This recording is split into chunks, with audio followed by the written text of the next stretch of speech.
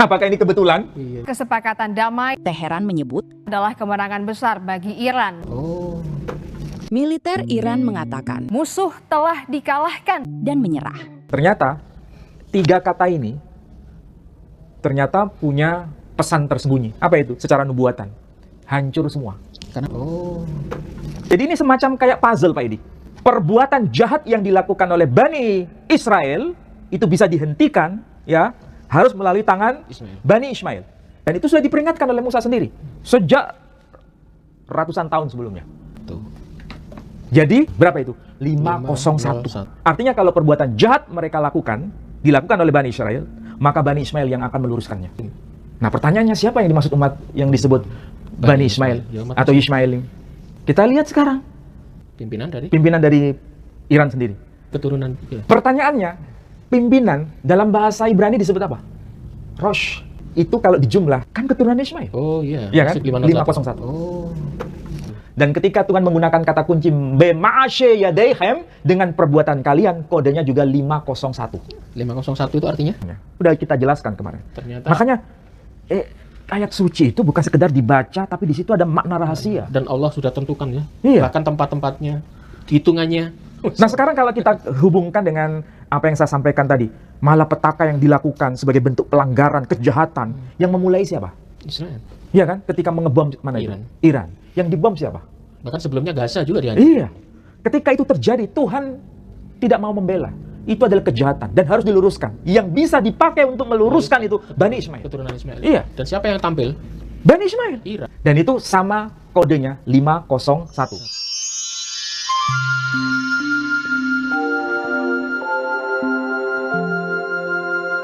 Pada malam hari ini saya masih ditemani oleh Ustadz Menahem Ali. Assalamualaikum Ustadz. Waalaikumsalam warahmatullahi wabarakatuh.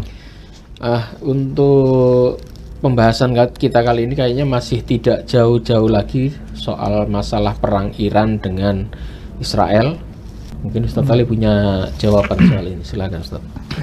Baik, terima kasih Pak Edi.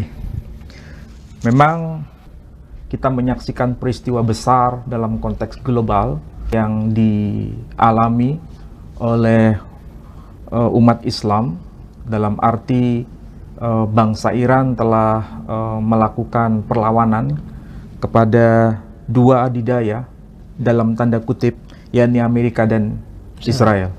Dan peristiwa yang terjadi sekarang itu kemarin sudah saya jelaskan, memang sudah dinubuatkan dalam Alkitab. Dan saudara-saudara kita kaum Kristiani juga ikut berperan serta untuk membahas itu dari perspektif Kristiani itu sendiri. Saya kira ini bukan persoalan yang sifatnya sekedar peristiwa perang besar secara militer, tapi juga ada kaitannya dengan agama. Maksudnya, teks kitab suci bisa dipakai sebagai kacamata untuk melihat peristiwa-peristiwa besar secara global ini. Nah, sekarang kita mulai Pak Idi ya. Mulai kita cermati apa yang tertulis di dalam kitab Kejadian. Kitab Kejadian pasal yang ke-16 ayat yang 11. Ayat yang ke-11. Kejadian, Pak Edi tolong bisa baca terjemahannya. Kejadian 16 ayat 11. Selanjutnya kata malaikat Tuhan itu kepadanya, engkau mengandung dan akan melahirkan seorang anak laki-laki dan akan menamainya Ismail, sebab Tuhan telah mendengar tentang penindasan atasmu itu. Nah, perhatikan. Kalau Pak Edi serius memahami ayat 11 dari pasal 16 kitab Kejadian atau Sefer Bereshit, kita akan menemukan satu kata kunci dari nama yang tercantum di ayat ini. Kalau terjemahan secara harfiah disebutkan selanjutnya kata malaikat Tuhan itu kepadanya, engkau mengandung dan akan melahirkan seorang anak laki-laki dan akan menamainya Ismail, sebab Tuhan telah mendengar tentang penindasan atasmu itu. Nah, itu terjemahan yang kita bisa baca, tetapi kita harus rujuk pada teks asli supaya kita bisa melihat kode-kode apa yang sedang Tuhan sampaikan melalui kitab suci saudara kita kaum Yahudi sekaligus saudara kita kaum Kristiani. Nah, perhatikan di ayat yang ke-11 ini. Teks ayatnya versi bahasa Ibrani menyebutkan Wayomer lah mal'ah Adonai Wayomer, dan dia telah berkata kepadanya, mal'ah, yakni malaikat, seorang malaikat. Maksudnya seorang malaikat telah berkata kepadanya, yakni kepada Hagar, hinne harah wayalat ben, dan engkau sesungguhnya akan mengandung dan akan melahirkan seorang anak laki-laki. Ben itu anak laki-laki. Wekarat Shemo Yishmael, dan engkau akan menamai dia Shemo, namai dia sang bayi itu Yishmael. Ini kode sebetulnya Pak Edi. Yishmael itu nama. Arti harfiahnya Tuhan telah mendengar. Ya. Mendengar apa? Mendengar atas penindasan yang telah dialami oleh Hagar. Penindasan yang dialami oleh Hagar itu ditebus oleh Tuhan dengan sebutan Yishmael, Tuhan telah mendengar. Mendengar apa? Penderitaanmu itu. Oke. Pertanyaannya, kalau kita belajar gematria yang seperti saya jelaskan pada pekan yang lalu, Nomor-nomor kode ya. satu huruf itu memiliki angka.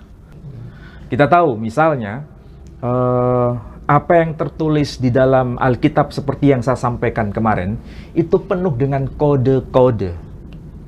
Dan ini bukan hanya peristiwa masa lampau, tapi juga peristiwa masa depan. Sedangkan kita tahu nama Ismail itu memiliki angka. Dan angka nama Ismail itu kalau dihitung huruf per huruf itu 451. Ya kan? Nah, coba cek Pak Edi. 451. Kita coba cermati. Huruf demi huruf. Yismael. Paling atas coba. Nah, makna Yismael itu. Perhatikan. Coba yang paling atas. Nah, itu terdiri atas beberapa huruf. Nama Yismael itu. Yod, nilainya 10. Shin, nilainya 300. Mim, nilainya 40. Ayin, nilainya 70. Alef, nilainya 1. Lamet, nilainya 30. Kalau digabung menjadi satu, dari semua huruf itu membentuk angka. Angka totalnya adalah 451. Ini kode sebetulnya. Ya. Pertanyaannya, Yismael yang angka gematrianya itu 451, itu ternyata nama gabungan dari kedua orang tuanya. Siapakah orang tua Yismael? Abram dan Hagar. Nah, sekarang kita lihat. Abram itu angka gematrianya berapa? Perhatikan di sini, ya. Ternyata nama Avram terdiri atas beberapa huruf. Alef 1. Bet itu 2. Resh itu 200. Mim sofit itu nilainya 40. Kalau dihitung nama Abram, total gematrianya adalah 243. Oke. Sekarang kita lihat nama ibunya Ismail. Dia bernama Hagar. Perhatikan juga nama Hagar. Nama Hagar ada beberapa huruf, yakni 3 huruf. Huruf He nilainya 5, huruf Gimel nilainya 3, huruf Resh nilainya 200. Total dari nama Hagar 208. Sekarang Pak Erdi cermati. Nama Hagar 208, nama Abram tadi berapa? 243. 243 ditambah 208 sama dengan 451. Oh, iya. Ternyata 450 adalah kode dari nama Ismail. 451. Kenapa bisa persis seperti ini? Itu bukan kebetulan. Itu pasti ada tanda. Ada sesuatu yang akan terjadi di masa depan. Oke? Makanya kita heran kan? Ini kan bukan kitab kita. Bukan kitab suci umat Islam. Ini kitab suci Taurat. Dan kita tahu Taurat itu diambil dari kata or. Apa itu or? Arti harfiahnya adalah cahaya. Berarti Tuhan telah memberikan kepada kita, siapapun kita, apapun agama kita. Kalau kita belajar Taurat secara benar, kita akan menemukan data-data itu. Dan ternyata inilah cahaya Tuhan yang sedang dinampakkan kepada kita, bahwa nama Ismail, nama Yishmael gabungan dari dua nama, yakni Hagar dan Abram. Dan kita lihat data itu secara matematik.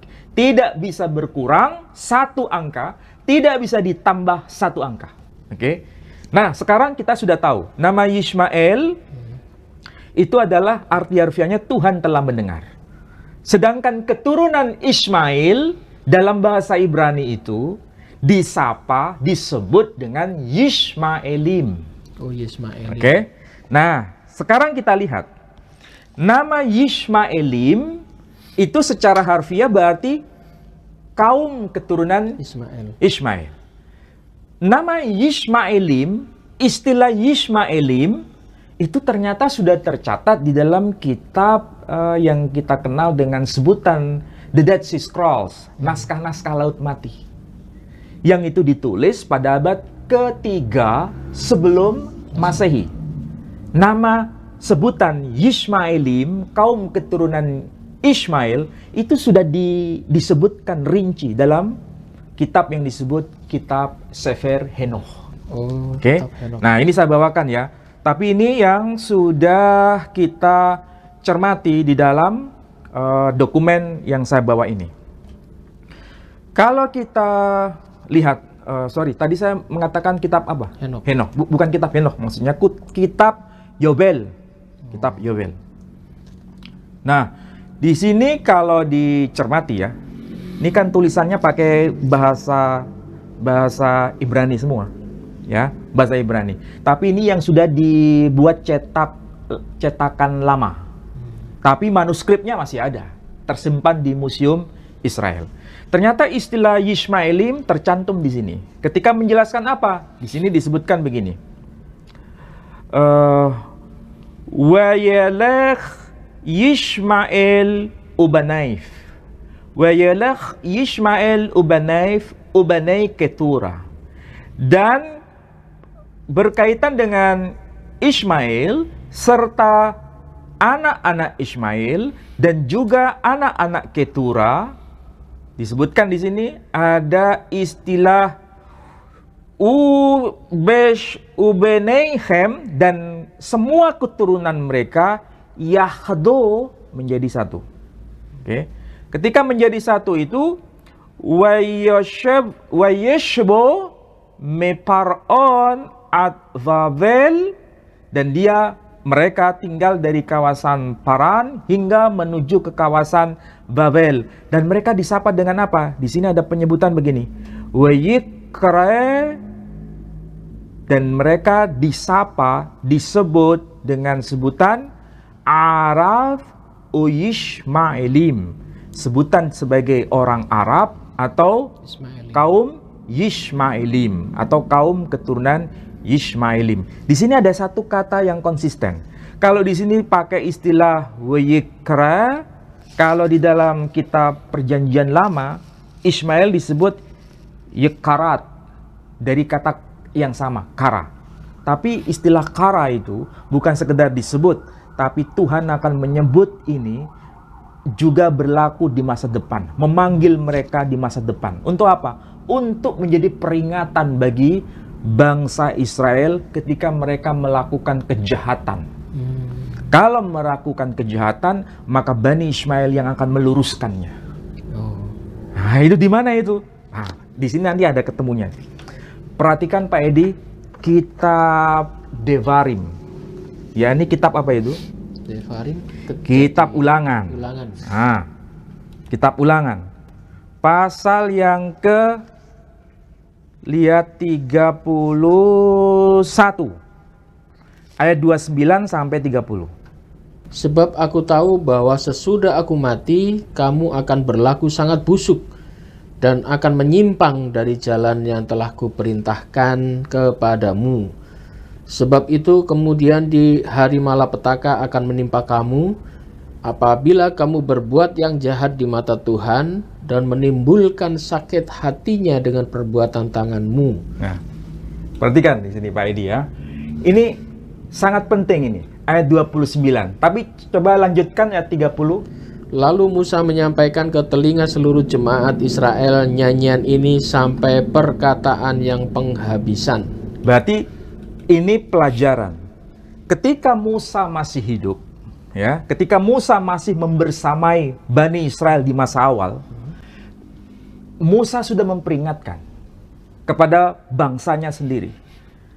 Dan di ayat 29 disebutkan, sebab aku tahu, siapa yang mengatakan begini?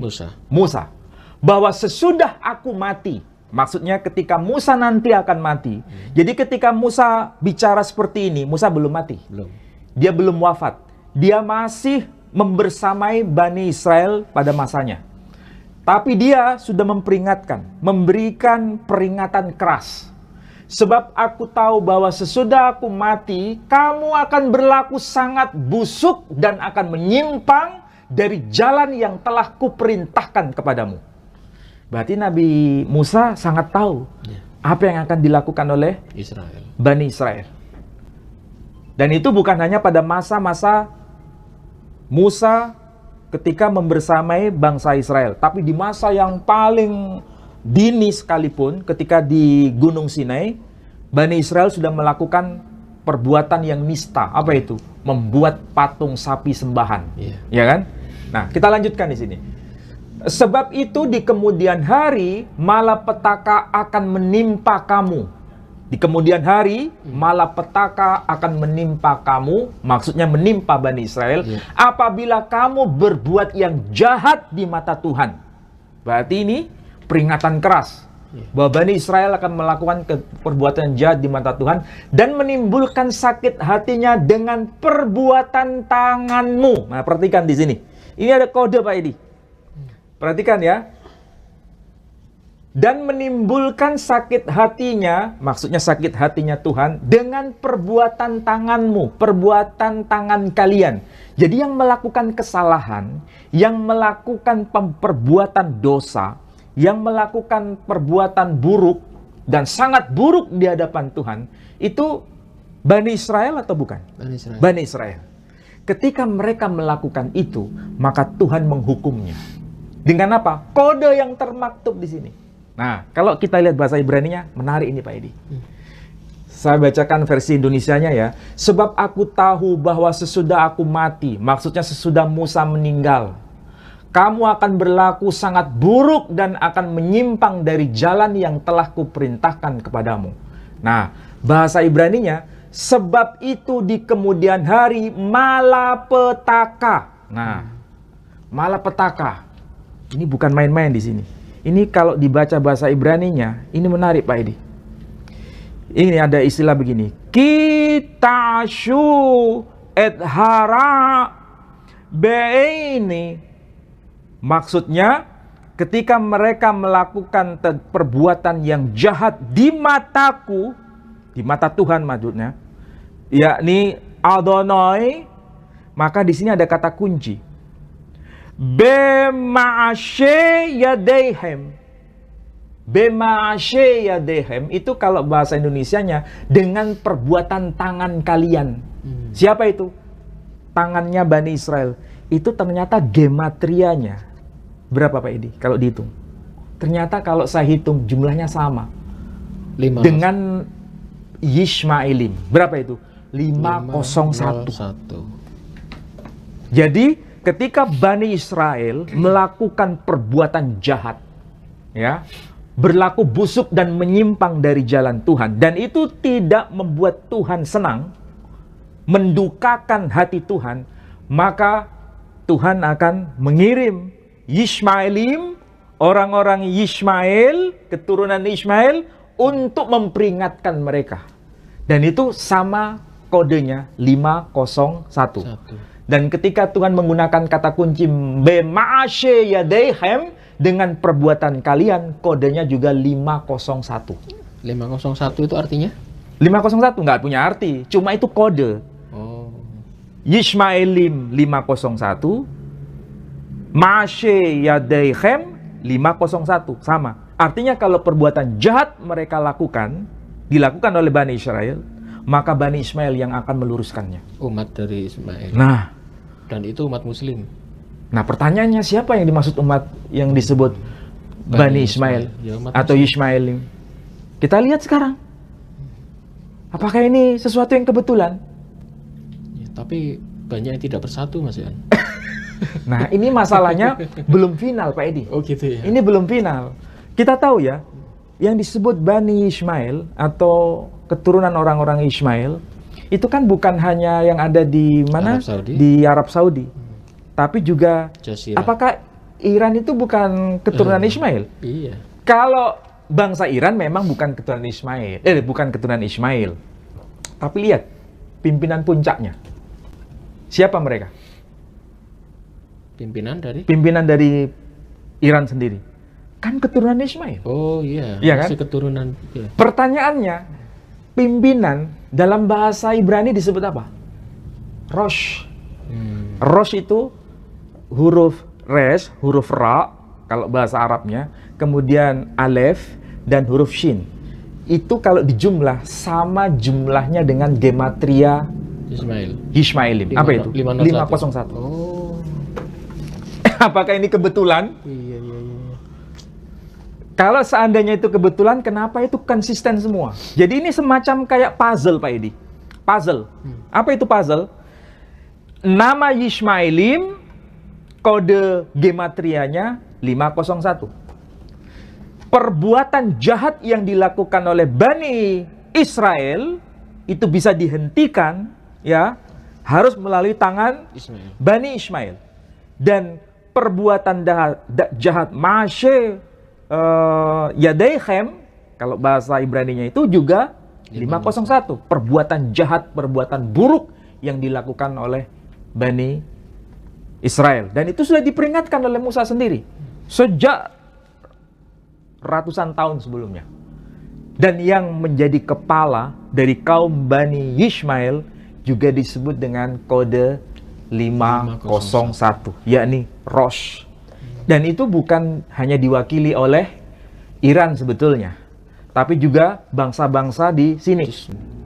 Ini kalau sekarang, ini kan masuk kawasan Katara.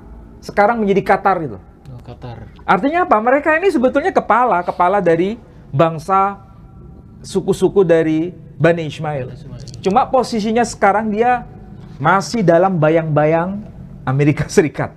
Ya Allah ya. Kalau kita hubung-hubungkan memang seperti puzzle yang Puzzle, semua itu puzzle. Angka-angka yang saya sebut tadi tidak bisa ditambah, tidak bisa dikurang. 3 kata kunci kan? Pertama, kata Yishmaelim. Angkanya berapa? 501. Kemudian Rosh, kepala. Artinya yang menjadi kepala dari satu bangsa ini 501. juga kodenya 501. Malapetaka yang dilakukan dalam konteks kejahatan, kodenya 501. Jadi kalau kejahatan dilakukan, yang bisa menghentikan adalah kaum Bani Ismail. Dan itu kodenya 501. Kodenya 501. Berarti kode-kode ini kode rahasia ini. Ya memang kode rahasia. Bisa bongkar seperti ini gak gampang, Pak Edi. Tapi ini pemirsa jangan sampai keliru. Ini kita bukan bahas masalah nomor buntut ya. Ini kode yang namanya gematrial. Gematria. Dan ini sudah umum dipakai di kalangan Tradisi Yahudi. Tradisi Yahudi, tradisi Arab juga. Iya, tradisi Bahkan Arab juga. huruf-huruf Arab itu ada nilainya. Bahkan tradisi Kristiani ketika menyebut nama 14 generasi pertama, 14 generasi kedua, 14 generasi ketiga, ketika nama Yesus muncul itu, kan dikaitkan dengan Daud. Iya. Daud itu gematrianya berapa? Iya kan? Dan ternyata Jadi semua itu ada maknanya ya. Seperti tulisan huruf-huruf Arab di dalam Al-Quran itu pun, kalau kita lihat gematrial luar biasa juga. Iya. Pernah kita bahas itu. Kemarin kan kita bahas ketika menyebut kata Al-Aqsa dan itu disebutkan Heikhal, berapa gematria angkanya. Udah kita jelaskan kemarin. Ternyata Makanya ayat suci itu bukan sekedar dibaca, tapi di situ ada makna rahasia. dan Allah sudah tentukan ya. Iya. Bahkan tempat-tempatnya, hitungannya. Nah sekarang kalau kita hubungkan dengan apa yang saya sampaikan tadi, malapetaka yang dilakukan sebagai bentuk pelanggaran, kejahatan, yang memulai siapa? Israel. Netanyahu. Iya. Iya kan? Ketika mengebom mana itu? Iran. Iran. Yang dibom siapa? Bahkan sebelumnya Gaza juga dihancurkan. Iya. Ketika itu terjadi, Tuhan tidak mau membela.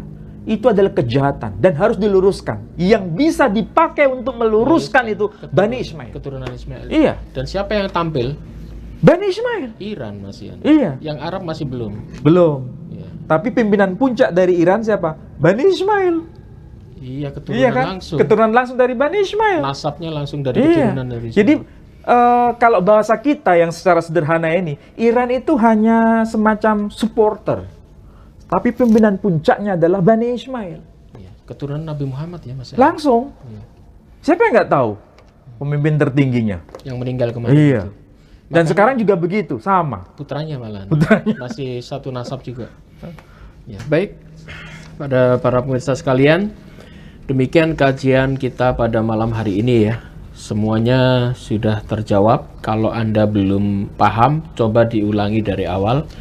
Yang jelas banyak kalimat-kalimat yang perlu Anda perhatikan secara khusus. Banyak kode-kode rahasia yang sudah ditampilkan oleh Ustadz Menachem Ali. Dan itu bukan kode sembarangan. Kode itu kode gematrial. Gematria. Gematria yang diyakini oleh orang-orang Arab juga dan diyakini juga oleh orang-orang Israel. Kitab suci Al-Quran juga terdiri dari huruf-huruf gematria dan itu penuh dengan rahasia, termasuk kitab Taurat, dan salah satu ayat-ayatnya sudah kita bahas dengan Ustadz Ali. Jadi di sini kita tidak ngawur, tidak asal bicara, dan ini ada dasarnya dan itu ada ilmunya ya untuk menafsir berapa jumlah kata-kata gematria ini, baik itu dalam bahasa Arab atau dalam bahasa Ibrani, dan itu diambil dari sumber kitab suci Al-Quran dan sumber kitab suci dari Taurat. Dan kita umat muslim pasti yakin dan percaya bahwa sebelum Al-Quran ada kitab-kitab terdahulu yang sudah ada. Bahkan kitab Taurat juga disebut-sebut di dalam Al-Quran, termasuk kitab Injil dan sebagainya, kitab Zabur dan sebagainya. Dan pada malam hari ini sebagian itu sudah kita bahas. Yang jelas ini penuh dengan rahasia, termasuk nubuatan. Terjadinya perang ini ternyata sudah dinubuatkan, bahkan Nabi Musa sendiri dalam kitab suci Tauratnya juga sudah menubuatkan bahwa bangsa Israel ini kelak akan melakukan perbuatan jahat dan itu Tuhan tidak suka. Dan siapa yang bisa meluruskan? Keturunan Ismail. Masya Allah, ini kita umat muslim wajib bangga, dan kita umat muslim jangan mau dipecah-pecah lagi ya. Kita harus bersatu. Itu poinnya ya, yang bisa kita tangkap. Ini mungkin ada closing Ustaz. Ya, saya kira paparan yang sudah saya jelaskan tadi bisa disimpulkan ada 2 poin penting. Pertama, Bani Israel dan Bani Ismail itu adalah satu keping mata uang. Bani Ismail dan Bani Israel dan Bani Ismail itu adalah 2 keping mata uang. Artinya mereka semua itu berasal dari sumber yang sama, yakni Abraham. Dan kalau kita cermati ada sesuatu yang penting di situ. Sejak awal ketika Ismail dilahirkan itu sudah ada grand design dari Tuhan. Itulah sebabnya nama Ismail itu sebenarnya gabungan dari nama Abraham dan nama Hagar. Secara gematria jumlahnya sama.